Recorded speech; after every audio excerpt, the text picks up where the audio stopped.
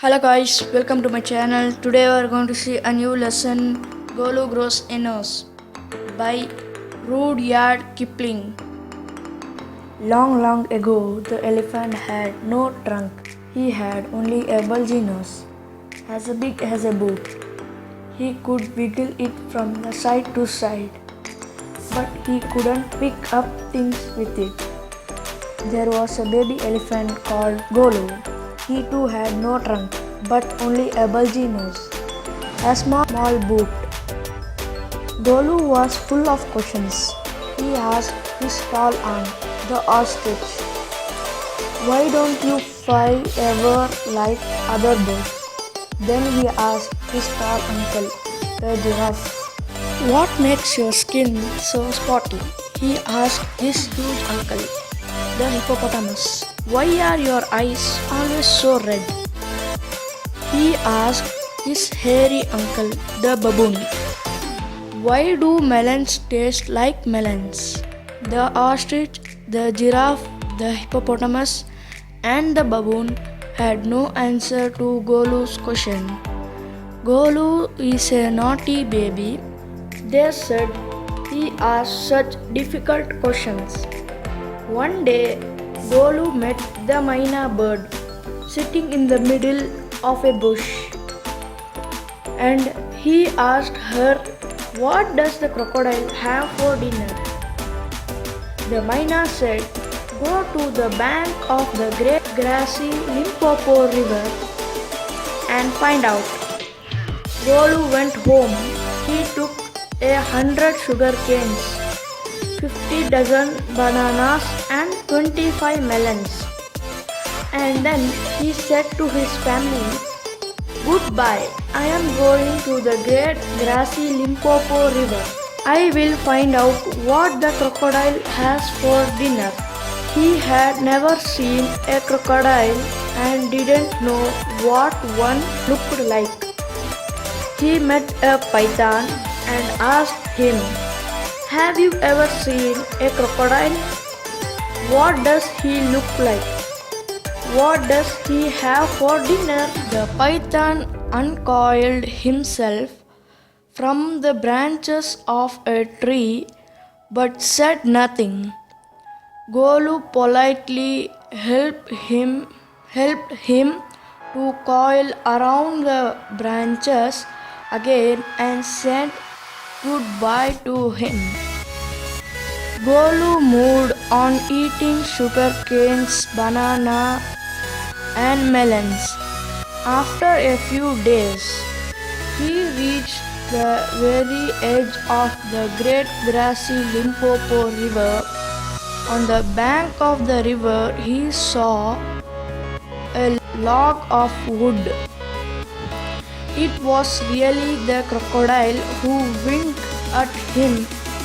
"Excuse me," said Golu, "have you ever seen a crocodile?" The crocodile winked again and lifted half his tail out from the mud. "Come here, little one," said the crocodile. "Why do you ask such questions? I want to know. Come close, little one, for I am the crocodile." And he shed crocodile tears to show it how quite true. Golu was afraid, but he sat down on the bank and said, "You are the very person I was looking for. Please tell me what you have for dinner." "Come here, little one. I will whisper the answer to you," said the crocodile. Golu put his head down close to the crocodile's snout, and the crocodile caught him by the nose. "I think," said the crocodile, "today a baby elephant will be my dinner.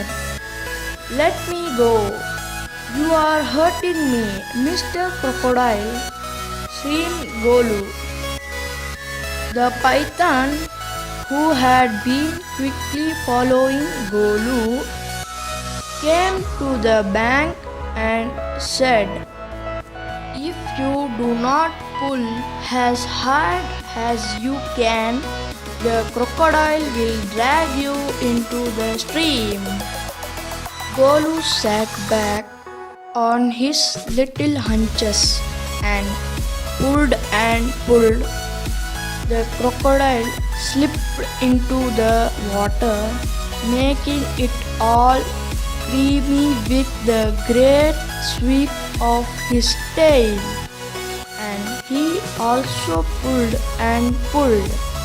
Then the python coiled himself around Golu's stomach and said, "Let's pull harder." Golu dug in all his four legs in the mud and pulled. The nose kept on stretching.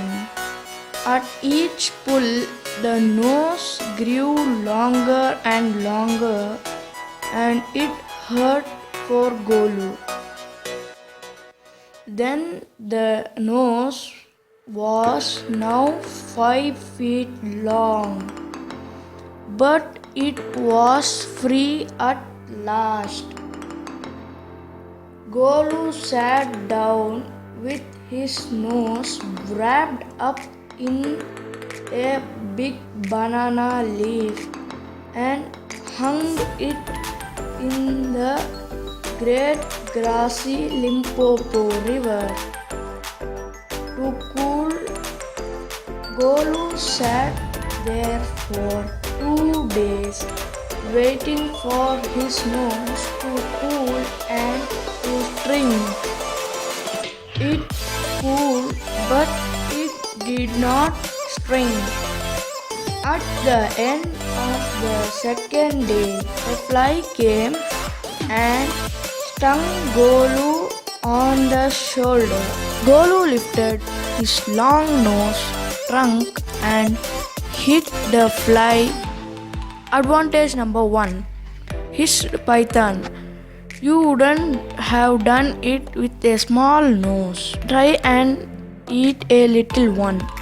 Golu put out his trunk and plucked a large bundle of grass. He dusted it against his forelegs and stuffed it into his mouth. Advantage number 2. Hissed the python, "You couldn't have done it with a small nose. Don't you think the sun is too hot now?" Golu scooped up some mud from the bank and slapped it on his head.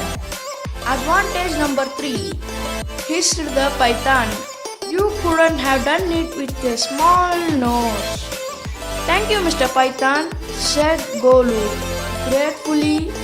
"I will remember all this, and now I will go back to my family."